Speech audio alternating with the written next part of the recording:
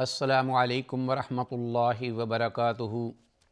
الحمدللہ وحدہ والصلاة والسلام علی من لا نبی بعدہ، اما بعد فاعوذ باللہ السمیع العلیم من الشیطان الرجیم من ہمزہ ونفخہ ونفثہ، بسم اللہ الرحمن الرحیم۔ فبشر عباد الذین یستمعون القول فیتبعون احسنہ، اولئک الذین ھداھم اللہ وَأُولَئِكَ هُمْ أُولُو الْأَلْبَابِ۔ ناظرین، پیش خدمت ہے پروگرام دوائے شافی، اور بارگاہ عزدی میں دعا ہے کہ اللہ تعالیٰ اس پروگرام میں جو کچھ بھی کہا جائے، سنا جائے، اس کو اللہ کما حقہ سننے اور سمجھنے اور پھر اس پر عمل پیرا ہونے کی توفیق کامل عطا فرمائے۔ اللہم ارنا الحق حقا وارزقنا اتباعہ وارنا الباطل باطلا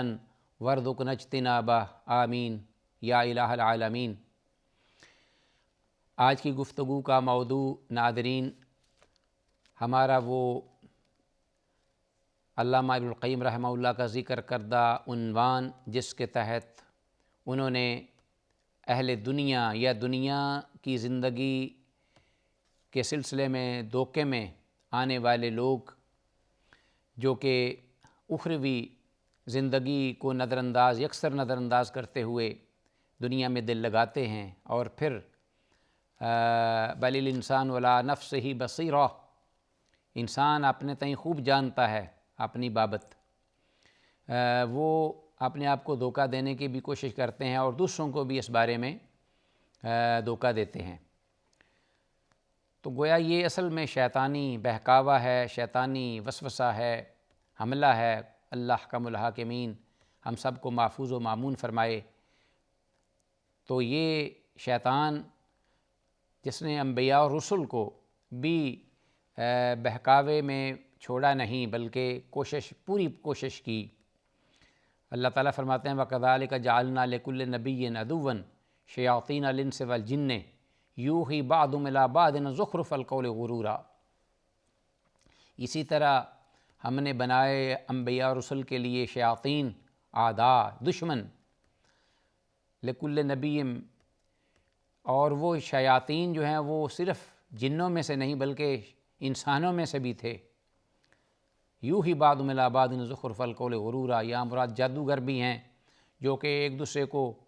اپنے مخصوص عملیات کے ساتھ اور انداز کے ساتھ وہ وحی کرتے ہیں، ایک دوسرے کے ساتھ کمیونیکیشن یعنی پیغام رسانی کا سلسلہ جاری رکھتے ہیں، تاکہ وہ خلق خدا کو گمراہ کر سکیں اور رائے حق سے انہیں ہٹا سکیں۔ دنیا کا فریب دیتے ہیں، دنیا کی نعمتوں کو اور ملذات کو خوشنمائی میں پیش کر کے، تو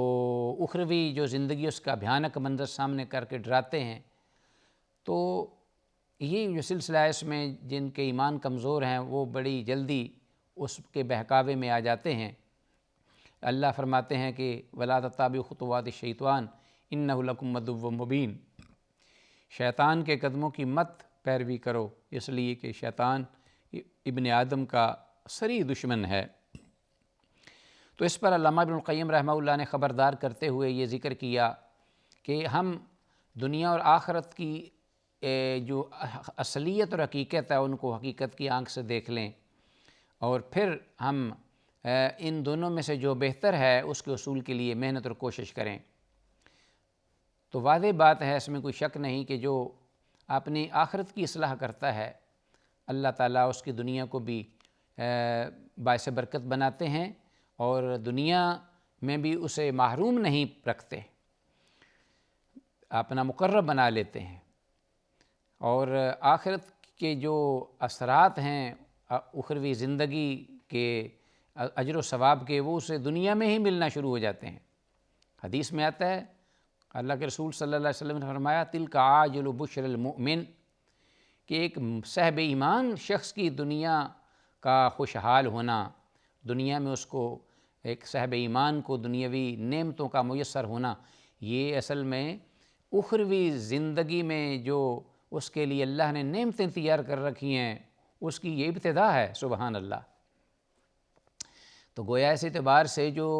آخرت کو بنائے گا اس کی دنیا بھی بن جائے گی، لیکن جو صرف دنیا کو ہی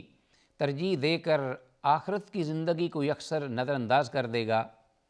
گویا کہ کوئی بھی کام ہے، کوئی بھی عمل ہے، کوئی بھی معاملہ ہے، تو اس کو اس آنکھ سے دیکھے کہ دنیاوی اعتبار سے میرے لیے فائدہ مند ہے کہ نہیں، اور آخرت کو اکثر بھول جائے، نظر انداز کر دے، تو یہ ہے وہ دھوکہ۔ اگر کوئی شخص اپنے ہر عمل میں اخروی فائدے کو مد نظر رکھتے ہوئے اس عمل کو سر انجام دے گا تو بفضل اللہ، اللہ تعالیٰ اس کے اس عمل کو دنیا کے لیے بھی رزق بنا دے گا، خیر و برکت کا ذریعہ بنا دے گا۔ اس کی ایک مثال اللہ نے قرآن مجید میں یہ دی کہ جب تم جمعہ کے دن بلائے جاؤ اللہ کے ذکر کی طرف، تو عبادت بندگی کی طرف، تو سارے کام چھوڑ کر تجارت، کاروبار، سلسلہ، تو دوڑتے ہوئے آؤ، جلدی کرو، پیچھے نہ رہو، غفلت کا، سستی کا مظاہرہ نہ کرو۔ اذا نودی للصلاۃ من یوم الجمعۃ فاسعوا الی ذکر اللہ وذروا البیع، خرید و فروخت کو چھوڑ دو، ذالک خیر لکم ان کنتم تعلمون، یہ عمل تمہارے لیے بہت بہتر ہے اگر تم جانتے ہو حقیقت کو۔ تو اس میں کیا ہے کہ آپ اس دنیاوی جو ایک ظاہری فائدہ اس کو آپ چھوڑ کر آپ اخروی جو فائدہ ہے اس کی طرف آ رہے ہیں، کیونکہ اللہ کی بندگی اور عبادت کی طرف وقت پہ آنا یہ تو کہ اخروی زندگی کو بنانا ہے، اخروی زندگی کو بہتر کرنا ہے، خوشحال بنانا ہے۔ تو اب آپ دیکھیے، جب اللہ فرماتے ہیں کہ آپ فَإِذَا قُضِيَتِ الصَّلَاةُ فَانتَشِرُوا فِي الْأَرْضِ وَابْتَغُوا مِنْ فَضْلِ اللَّهِ، جب تم میری اس بارگاہ میں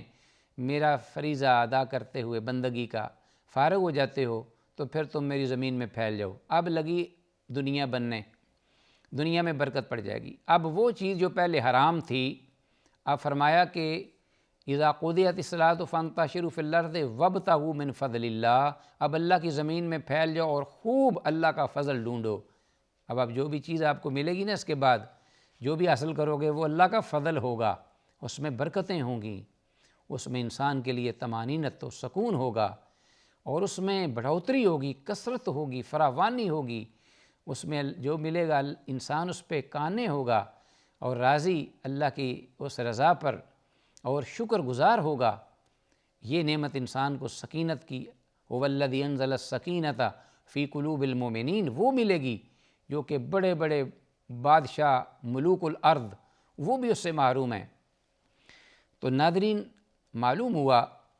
کہ جس نے اخروی زندگی کو ترجیح دی دنیاوی زندگی پر، کیا مطلب کہ آخرت کی دنیا اور حیاتی کو نظر انداز نہیں کیا اس دنیا میں رہتے ہوئے، تو اللہ اس کی دنیا بھی بنا دے گا اور اس کی آخرت بھی اللہ خوشحال کر دے گا، بہتر کر دے گا، اس کو محروم نہیں کرے گا۔ اور جو دنیاوی زندگی چاہے گا تو اللہ اس کو دنیا ہو سکتا ہے دے بھی اور ہو سکتا ہے محروم بھی کر دے، یہ اس کی مرضی ہے۔ آخرت سے تو وہ گیا، اخروی زندگی میں تو اس کو پھر کچھ نہیں ملے گا۔ یہی حقیقت علامہ ابن القیم رحمہ اللہ یہاں بار بار بتا رہے ہیں اور اس کی طرف اشارہ کیا انہوں نے۔ اور اس حدیث کو ذکر کرنے کے بعد جو انہوں نے بیان کی تھی، جامع ترمذی میں امام ترمذی رحمہ اللہ نے ذکر کی کہ رسول اللہ صلی اللہ علیہ وسلم نے فرمایا مَدُّنْيَا فِي الْآخِرَةِ إِلَّا كَمَا يُدْخِلُ أَحَدُكُمْ مِصْبَاحَهُ فِي الْيَمِّ فَلْيَنْظُرْ بِمَا يَرْجِعُ، کہ تم میں سے کوئی ایک شخص اپنی انگلی ایک بہتے سمندر میں ڈبو دے اور پھر اس کو واپس نکالے تو اس کی انگلی کے ساتھ جو پانی ہوگا کتنا ہوگا اس سمندر کے مقابلے میں؟ یہی حقیقت ہے، اس دنیا کی اتنی بھی حقیقت نہیں آخرت کے مقابلے میں۔ تو اس کے ساتھ ہی فرماتے ہیں کہ فَإِيثَارُ هَذَا النَّقْدِ عَلَى هَذِهِ النَّسِيَّةِ مِنْ أَعْظَمِ الْغَبَنِ وَأَقْبَحِ الْجَهْلِ۔ اب جب اس حدیث کے تناظر میں وہ لوگ اپنے اس قول کا جائزہ لیں جو یہ کہتے ہیں کہ نقد خیر من النسیہ، کہ نقد چیز جو ہے وہ ادھار سے بہتر ہے، تو ذرا دنیا اور آخرت کو آمنے سامنے رکھ کر پھر کہیں جی دنیا ہمارے لیے بہتر ہے آخرت کے مقابلے میں، تو پھر دیکھیں وہ کہتے ہیں کہ یہ ان کی انتہا درجے کی جہالت اور انتہا درجے کا نقصان، اس کی طرف یہ بات اشارہ کر رہی ہے کہ وہ لوگ بہت زیادہ خسارے میں ہیں۔ وَإِذَا كَانَ هَذَا نِسْبَةَ الدُّنْيَا بِمَجْمُوعِهَا إِلَى الْآخِرَةِ، اللہ اکبر، کہتے ہیں کہ پوری دنیا جو کچھ بھی اس کے اندر ہے وقت اور اپنی ساری نعمتوں سمیت آخرت کے مقابلے میں یہ ہے معاملہ، تو اس کی حیثیت یہ ہے۔ تو اب اس دنیاوی زندگی میں ایک جزوی نعمت جو ہے، بقیہ ساری نعمتوں کو چھوڑ دیجئے، صرف ایک انسان کو لے لیجئے، بقیہ ساری خلق خدا کو ایک طرف کر دیجئے، اور ان کی نعمتوں کو بھی اور ان کو دیے گئے عمر کے وقت کو بھی، حضرت آدم علیہ السلام سے لے کر اب تک یا قیامت تک ہر انسان کو الگ الگ عمر دی گئی، وقت دیا گیا، نعمتیں دی گئیں، ان سب کو ایک طرف کر دو، ایک انسان کو لے لو جو کہ دھوکے میں ہے، جو دعویٰ کر رہا ہے۔ اب اس کی اپنی زندگی کو دیکھو وہ کتنی ہے، اور اس کو جو نعمتیں مل رہی ہیں وہ کتنی ہیں، اس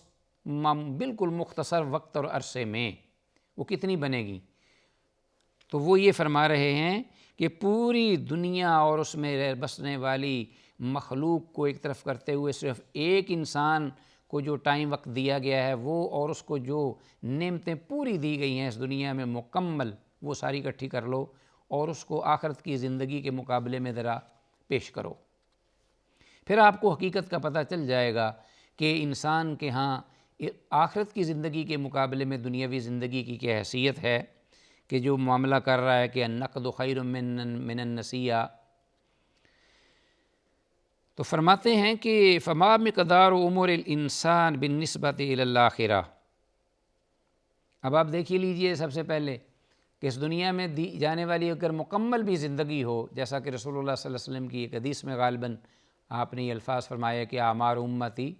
من 60 الی 70 او کما قال، کہ میری امت کی اوسط جو عمر ہوگی وہ 60 سے 70 سال کے درمیان قریباً بنتی ہے۔ اب 60 اور 70 سال یہ کیا ہے؟ ایک انسان کی زندگی، اس میں بھی بچپن جو کہ ایام طفولیت جیسے میں مرفوع القلم ہوتا ہے، اور 8-10 سال تو اس میں سے گزر گئے، پھر اس کے بعد جب جوانی، اس کے بعد پھر بڑھاپا شروع ہو جائے گا، تو آخری جو 10-12-15 سال اگر مکمل ٹائم بھی ملے اس کو تو اخروی زندگی بڑھاپے میں، بقیہ جو درمیان کا حصہ ہے وہ کتنا عرصہ ہے، کتنے سال ہے، اس زندگی کو اور اس میں جو وہ ساری نعمتیں کھاتا ہے ساری جمع کر کے آخرت کی زندگی کے سامنے ذرا اس کو پیش کرے تو اخروی زندگی کتنی ہے۔ جیسا کہ قرآن مجید میں فرمایا کہ صرف حساب و کتاب کا ایک دن، اس کی جو ڈیوریشن ہے وہ کیا ہے؟ مقدارہ 50,000 سنۃ مما تعدون، 50,000 برس، 50,000 سال، جو کہ 50,000 سنہ مما تعدون، جو تم اپنی دنیاوی وقت کے مطابق شمار کرتے ہو۔ اللہ اکبر۔ تو 50,000 برس جو ہے یہ ایک زندگی، ایک دن ہے،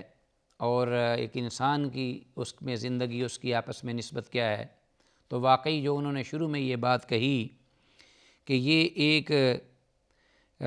کا نفس واحد من انفاس الآخرہ، آخرت کی دنیا زندگی کے مقابلے میں ایک سانس کے برابر بھی نہیں بنتا اس آخرت کی زندگی کا، انسان کی اس دنیاوی زندگی کے وقت کو اگر تقابل کیا جائے، ان کے درمیان کمپیئر کیا جائے۔ تو پھر آخر میں فرماتے ہیں فَأَيُّمَا أَوْلَىٰ بِالْعَقْلِ، عقل کے اعتبار سے ہی آپ بتا دیجئے، ایک عقل مند آدمی سے پوچھ لیجئے کہ کس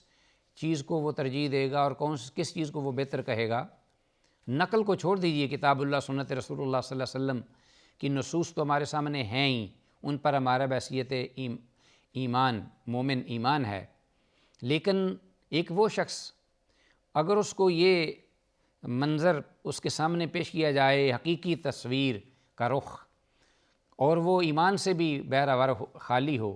اور عقل مند ہو، تو وہ آپ کو یہی جواب دے گا کہ پھر اخروی زندگی جو ہے ہر اعتبار سے وہ قابل ترجیح ہے۔ ایثار العاجل فی هذه المدة الیسیرہ وحرمان الخیر الدائم فی الآخرہ، کیا اس دنیا کی اس کم چند روزہ زندگی میں معمولی چیزوں کو ترجیح دینا اور پھر اخروی پوری زندگی اور اس میں ہمیشہ رہنے والی خیر و برکت اور نعمتیں ان کو چھوڑ دینا، یہ عقل مندی ہے۔ ام ترک شیء حقیر صغیر منقطع عن قرب، یا یہ عقل مندی ہے کہ یہ حقیر اور چھوٹی چیز بالکل معمولی جو ان قریب ختم ہونے والی، ما عندکم ینفد و ما عند اللہ باق، جو دنیا کی چیز ہے ہر ایک چیز وہ ختم ہونے والی اور مٹی ہونے والی، اور اللہ کے پاس جو چیز ہے وہ ساری کی ساری باقی رہنے والی ہے۔ تو فرماتے ہیں کہ ان قریب ختم ہونے والی ہے۔ لیاخذ ما لا قیمت لہ ولا خطر لہ، کہ ایسی وہ چیز ولا نہایت لعدد ولا غایت لامد، وہ ایسی چیز کو حاصل کرے اس دنیا کی چیزوں کے مقابلے میں کہ جس کی نہ کوئی انتہا ہے، اس کے وقت کی، مدت کی اور اس کے وجود کی، اور پھر یہ ہے کہ اس کی قدر اور قیمت کی کوئی نہ پیمانہ ہے، نہ اس کے بارے میں کوئی انتہا ہے۔ تو ایسی چیزیں جو ہیں ان کو ترجیح دینا یہی عقل مندی کا تقاضا ہے۔ فَأَمَّا قَوْلُ الْآخَرِ، اب یہ ہے کہ ایک اور شخص کا کہنا، اس کے بارے میں علامہ ابن القیم رحمہ اللہ کہتے ہیں کہ جواب دیتے ہیں کہ لا اترک متیقنا لمشکوک فی، اس کا یہ شخص جو کہ اپنے آپ کو فریب دیے ہوئے، دھوکہ دیے ہوئے ہے کہ میں ایک یقینی چیز کو کبھی بھی نہیں چھوڑوں گا اس شک مشکوک کے مقابلے میں جو کہ ابھی ملی نہیں اور جس کا صرف وعدہ کیا گیا ہے۔ تو میری عقل کہتی ہے اور یہ عقل مندی کا تقاضا ہے کہ یقینی چیز کو لے لو اور مشکوک چیز کو چھوڑ دو۔ اس کے اس قول پر یا اس کے بارے میں علامہ ابن القیم رحمہ اللہ نے آگے یہ ذکر کیا کہ فَيُقَالُ لَهُ، اس کو یہ جواب دیا جائے گا کہ اما ان تکون علی شک من وعد اللہ ووعیدہ وصدق رسلہ او تکون علی الیقین من ذالک، کہ تیرا اس بارے میں یہ کہنا اس کی بنیاد دو صورتوں میں ہو سکتی ہے۔ کیا کہ یا تو شک میں ہوگا اللہ کے وعدہ، وعید اور رسولوں کی سچائی، اور یا پھر یہ ہے کہ یقین کے ساتھ ان کو تسلیم کرتا ہوگا کہ اللہ تعالیٰ کے کہنے اور رسولوں کے اقوال اور